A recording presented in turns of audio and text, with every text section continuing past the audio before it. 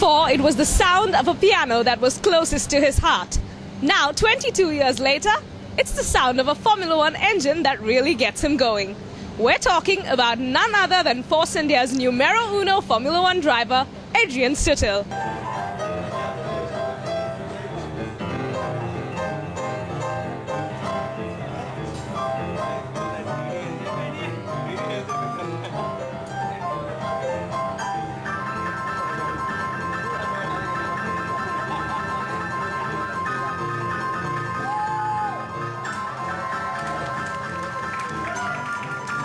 When you played the piano today, you really did a good job. You really got the crowd going. How did that change happen from music to Formula One? What made you make that switch? Because you're really good at both. Well, yeah, I started the piano when I was 4 till 12, and suddenly my brother came to me and said, let's go go-karting, and that's what I did. And it was like straight away passion. I felt it was my talent and I liked it so much, so every day I went on the circuit and tried to improve myself, and after a little while the dream came in my mind to become a race driver, a special Formula One driver. So I put all my focus into that, and finally I achieved it.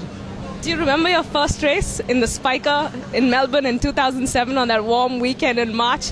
Was that a really tense moment for you, or did you enjoy it completely?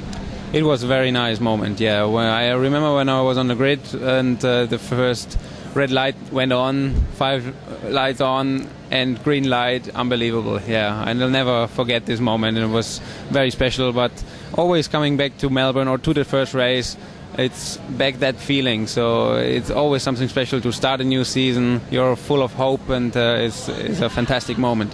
What about your first points in Japan? Crazy rained out race, and was that even more special, or was the debut more special? It was also a very special day because we actually finished 9th, but we had to fight actually in court for our first point because my teammate now here in Force India, Tonio, overtook me under yellow. So it was a little fight in the court, as I said, but we won, and so it was a real big success. We were waiting for such a single point for 2 years, and then it happened, so it was a great feeling. Who's your best buddy on the Formula One grid among all the drivers? Who do you get along with the most?